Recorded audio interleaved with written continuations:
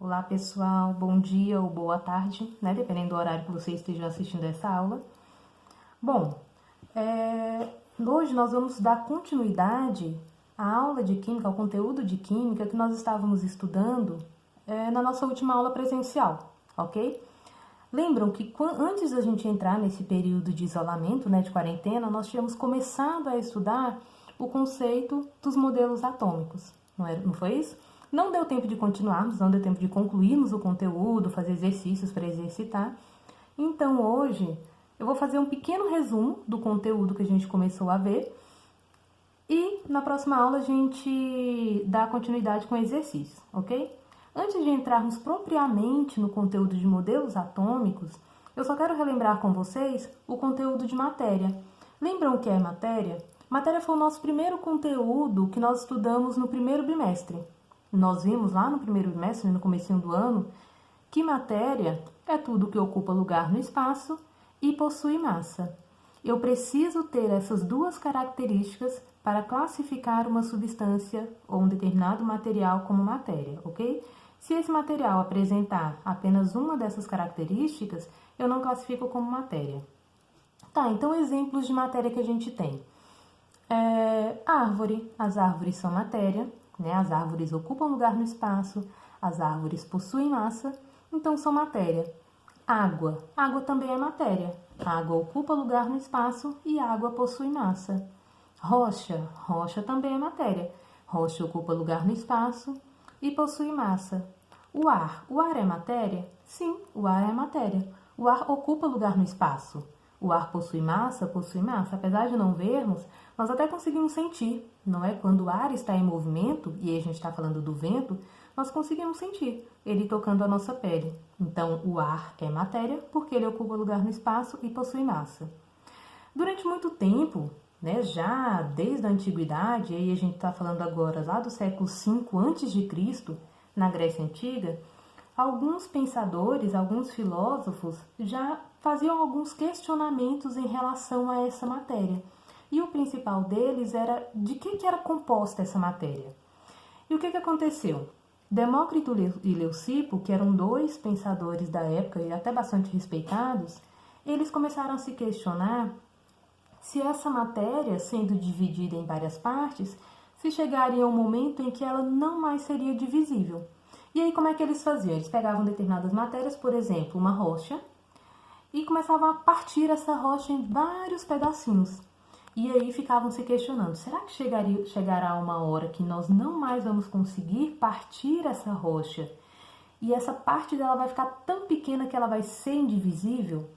E faziam isso com a madeira, faziam isso com vários materiais, né? Várias matérias, várias porções de matéria.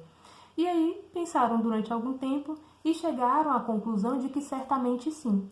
Certamente, ao se dividir uma matéria em vários pedaços, em várias partes, chegaria um determinado momento em que essa parte ficaria tão pequena que ela não mais poderia ser dividida. E aí, Demócrito e Leucipo chamaram essa menor parte da matéria de átomo. Por que átomo? A palavra átomo, ela é uma palavra grega, né? Esse prefixo a é um prefixo de negação e significa não. Esse sufixo tomo é um sufixo que significa em grego parte, ou seja, o significado da palavra átomo é algo que não se parte, ok? E foi aí que surgiu pela primeira vez a ideia do átomo. Só que essa ideia de átomo é uma ideia que a gente fala de filosófica, né? Por que filosófica? Na época não se faziam experimentos, experiências químicas, experiências físicas, ok? Então a gente fala que foi um conceito de átomo filosófico, tá?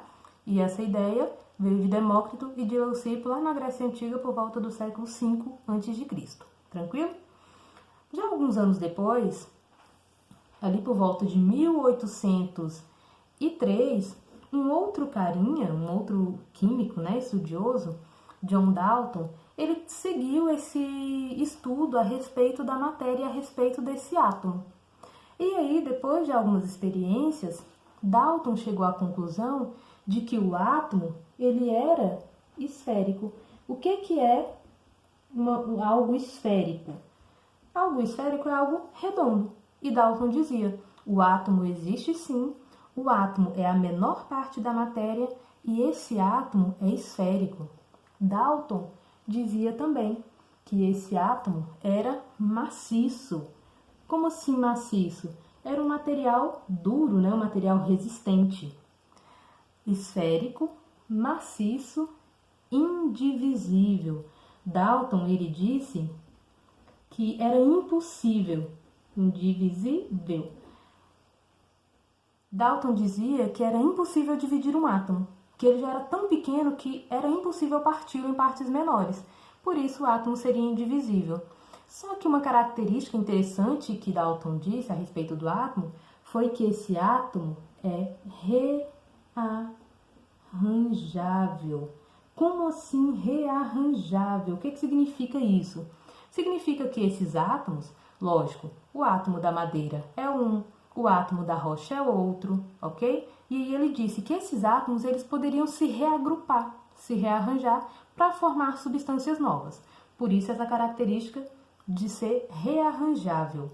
E uma outra característica que Dalton deu ao átomo foi a característica dele ser neutro. Os átomos eram neutros, de acordo com Dalton. Ok, falando um pouquinho dessa questão de ser rearranjável, o que isso significa? Olha só, eu coloquei aqui logo abaixo a representação de 3 átomos. Essa bolinha azul, representando o átomo de hidrogênio, essa bolinha vermelha um pouco maior, representando o átomo de oxigênio, e essa bolinha preta, um pouco maior que a vermelha, representando o átomo de cloro. Nós vamos trabalhar agora o conceito desse átomo ser rearranjável, ok? Dalton diz o seguinte, bom, aqui eu tenho um átomo de hidrogênio. Se esse átomo de hidrogênio, representado pela bolinha azul, se unir a outro átomo de hidrogênio, nós vamos ter uma substância nova. Nós vamos ter, nesse caso, o gás de hidrogênio. Um outro exemplo, se esse átomo de oxigênio se unir a um outro átomo de oxigênio, nós vamos ter também uma substância nova. E aqui eu estou falando do gás oxigênio. E o que aconteceria se, por acaso, esse átomo de cloro se unisse a outro átomo de cloro? Aqui nós teríamos a formação do gás cloro. Aí alguns podem estar se perguntando, gás cloro. Ah, professor, então os átomos só se unem se forem átomos iguais, hidrogênio com hidrogênio, oxigênio com oxigênio e cloro com cloro. Não, nós podemos ter a união de átomos diferentes. Por exemplo, nós sabemos que se houver a ligação de 2 átomos de hidrogênio, aqui, com um átomo de oxigênio, nós vamos formar qual substância? Nós vamos formar a substância água, não é isso? H2, aqui eu tenho hidrogênio, aqui eu tenho hidrogênio e aqui eu tenho oxigênio. Eu formei o quê? H2O, substância água. Tranquilo? Se nós juntássemos aqui, fizéssemos a ligação de um átomo de hidrogênio, que é essa bolinha, representado por essa bolinha azul, unida a um átomo de cloro, que é representado por essa bolinha grande, nós vamos ter HCl. HCl é a molécula de ácido clorídrico. E Dalton dizia o seguinte, o átomo de hidrogênio que está na molécula do gás hidrogênio, que está na molécula de água e que está na molécula de ácido clorídrico é exatamente o mesmo átomo. Eles não se transformam pelo fato de estar ligado a outros átomos diferentes, ok? Eles apenas se rearranjam. Liga com um átomo, liga com outro e formam substâncias diferentes, ok? Esse é o conceito de ser rearranjável. Mais um tempo para frente, e aí a gente já está falando em 1898, Thomson, né, J.J. Thomson para os íntimos, ele também tinha muita curiosidade, muito interesse em estudar esse átomo. E aí ele fez alguns experimentos, né, logicamente que aqui em 1898, né, já quase 100 anos depois da teoria de Dalton, existiam muito mais meios, né, de se fazer experiências. E Thomson chegou a algumas conclusões em relação a esse átomo. Thomson concordava com boa parte desse modelo atômico de Dalton. Mas teve um ponto principal que diferenciou os dois modelos. Quais foram? Bom, para Thomson, assim como para Dalton, o átomo ele era, sim, esférico. Ou seja, o átomo tinha formato arredondado. Para Thomson, assim como para Dalton, o átomo era neutro. Mas a grande diferença dos dois modelos: para Thomson, o átomo já não seria mais indivisível. Esse conceito de ser indivisível caiu por terra. Thomson dizia que o átomo era sim divisível. O átomo era divisível. Como assim divisível? Como foi que ele chegou a essa conclusão que o átomo era divisível? Thomson, depois de algumas experiências, ele chegou à conclusão de que essa esfera redonda era constituída por várias partículas de carga negativa, incrustadas, ou seja, misturadas ali, pregadas, juntas com uma massa que era positiva. Esse modelo de Thomson ficou conhecido como modelo pudim de passas. Como a gente não tem pudim de passas no dia a dia, eu preciso fazer a analogia desse modelo com o panetone. Só para a gente ter mais ou menos a ideia de como Thomson imaginava esse átomo. Imagine um panetone de frutas cristalizadas. Só que imagine ele redondinho. A massa do panetone, que nessa imagem seria essa parte pintada de cinza, né? Seria a parte positiva desse átomo. As frutinhas cristalizadas do panetone seriam essas partículas de carga negativa. E Thomson dizia o seguinte: essas partículas, elas podem ser retiradas desse átomo. Eu consigo retirá-las. E a partir do momento que eu consigo retirar partes desse átomo, esse átomo ele não é mais indivisível. Se eu tiro partes de alguma coisa, essa coisa se torna divisível. Então foi aí que caiu por terra essa ideia de que o átomo era indivisível, conforme Dalton dizia. E para Thomson, o átomo ele continuava sendo um átomo neutro. Por que ele continuava sendo átomo neutro, mesmo ele tendo essas partículas positivas e uma parte negativa? Bom, eu acabei de falar para vocês que essa parte pintada de cinza, que teoricamente, aqui no nosso exemplo, seria a massa do panetone, era de carga positiva. As partículas, que no nosso exemplo seriam as frutas cristalizadas do panetone, seriam os nossos elétrons, a parte negativa. E a gente sabe, né, que quando eu tenho algo negativo com positivo, a gente tem a neutralização. Por isso o átomo era, sim, considerado neutro, conforme Dalton já dizia. Né? Apesar de Dalton não ter mencionado nada em relação a elétrons, ok? Bom, pessoal, e o nosso último modelo de hoje? Lembrando que o modelo de Rutherford não é o último, tá? Aí nas próximas aulas nós vamos ver o modelo de Rutherford um pouco mais elaborado, um pouco mais explicado. Mas hoje vamos ver como último modelo o modelo de Rutherford. Quando Rutherford, que era um cara extremamente inteligente, um químico físico muito inteligente, propôs o modelo dele, já em 1911, já se tinha conhecimentos de muita tecnologia, né? Já se conheciam os elementos radioativos, que inclusive foi primordial do experimento que Rutherford elaborou para montar a sua teoria de como seria esse átomo. O que o Rutherford fez? Rutherford pegou uma pequena pedrinha de polônio. Polônio é um material radioativo, tá? Para quem não sabe o que é um material radioativo, são materiais que emitem partículas. Nesse caso aqui, o polônio ele emite partículas alfa, que são partículas positivas. O que o Rutherford fez? Pegou esse polônio e colocou dentro de uma caixinha de chumbo. E aí, essa caixinha quase toda fechada, com uma pequena abertura à frente. Por que ele deixou essa abertura?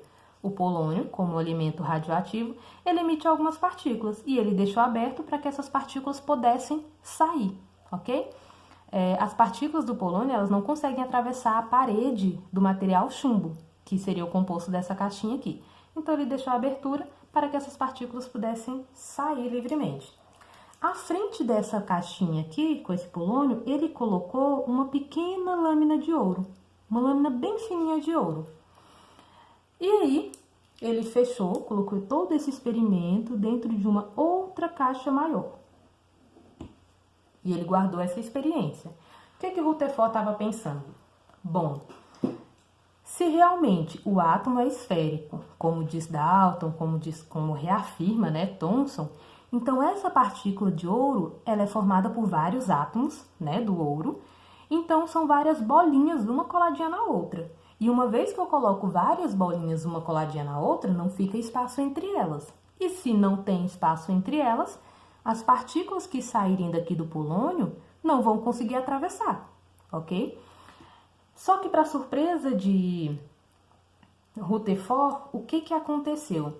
Das partículas que saíam daqui da caixinha com o polônio, a maioria delas atravessou essa lâmina de ouro. A grande maioria atravessou, passou direto. Como é que ele percebeu isso, que essas partículas atravessaram? Ficaram marcações aqui nessa caixinha, tá? Marcações em forma de luz. Então, ele conseguiu perceber. Ele percebeu também que algumas dessas partículas que saíam daqui bateram na lâmina de ouro e sofreram pequenos desvios. E outras partículas saíram da partícula de polônio, da pedrinha de polônio, bateram na lâmina de ouro e retornaram exatamente na mesma direção. E aí, Rutherford, a partir dessa experiência, ele montou o modelo. Como que o Rutherford montou esse modelo?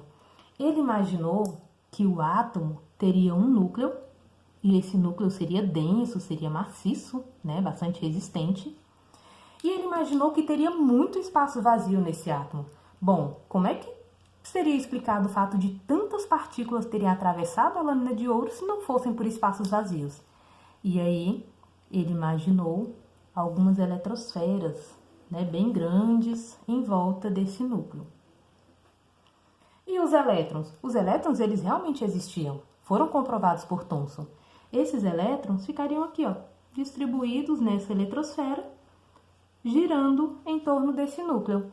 Tá, então vamos entender o pensamento de Rutherford ao elaborar esse modelo. O que ele pensou? Olha só, esse monte de partícula que atravessou, ele imaginou o seguinte, olha só, passaram pelo átomo sem encostar em absolutamente nada. Por isso que a maioria conseguiu atravessar. As partículas que sofreram pequenos desvios, ele imaginou que elas vieram aqui, ó, quando elas se aproximaram do núcleo, elas foram repelidas. E aí elas se desviaram. Vieram, aproximaram do núcleo e sofreram pequenos desvios. E as partículas que voltaram na mesma direção? Como é que ele explicou? Ele falou que essas partículas vieram exatamente em direção ao núcleo do átomo, que é maciço, que é denso. E aí, ao chocar com o núcleo, elas voltaram na mesma direção. E assim, Rutherford elaborou seu modelo. Um núcleo com uma eletrosfera bem grande, sou péssima no desenho, tá? Com uma eletrosfera bem grande e os elétrons girando em torno desse núcleo. Esse modelo ficou conhecido como modelo planetário. É o modelo de Rutherford, ok? O nosso próximo modelo vai ser esse modelo de Rutherford, só que aprimorado por Bohr, que foi um discípulo de Rutherford, foi aluno de Rutherford. E aí, na próxima aula, nós vamos começar a estudar esse modelo, um pouco mais detalhado, com vários aprimoramentos, tá? E vamos entrar também na parte de distribuição eletrônica, que vai ser um assunto primordial para nós trabalharmos o conceito de ligações químicas. Ok, pessoal? Só reformulando aqui. Matéria, tudo que ocupa lugar no espaço e possui massa. Ideia de átomo surgiu na Grécia Antiga, ali por volta do século V, por Demócrito e Leucipo. Lembrando que a palavra átomo significa algo que não se parte. Hoje a gente sabe que a palavra está desatualizada, né? Porque nós sabemos que o átomo se parte sim. Nós temos várias partículas nesse átomo e ele é divisível. Mas ainda assim manteve-se o nome átomo. Dalton elaborou um modelo que, de acordo com ele, era esférico, maciço, indivisível, irrearranjável e neutro. Esse modelo de Dalton, ele ficou conhecido como modelo bola de bilhar. O que é bola de bilhar? Bola de bilhar é bola de sinuca, né? Só para fazer uma analogia mesmo. Depois de Dalton, veio Thomson, e a novidade no modelo de Thomson é que o átomo ele é divisível. Nós conseguimos dividir o átomo. E como é que nós fazemos isso? Retirando os elétrons que até então não tinham sido descobertos, ok? Isso em 1898. E ali, por volta de 1911, 1898 aqui, tá, em Thomson. 1911, Rutherford, já com o uso de aparelhagem mais moderna, com uso de elementos radioativos, realizou um experimento onde ele descobriu que o átomo ele contém um núcleo denso e minúsculo, comparado com a sua grande eletrosfera, que comporta os elétrons que ficam girando em torno desse núcleo, ok? Então, galerinha, é isso. Espero que tenha suprido, né, as dúvidas de vocês em relação a esse assunto. Fiquem à vontade para copiar o mapa mental e fiquem mais à vontade ainda para fazerem o próprio mapa mental, tá? Ajuda a fixar melhor o conteúdo. Então é isso e até a próxima aula.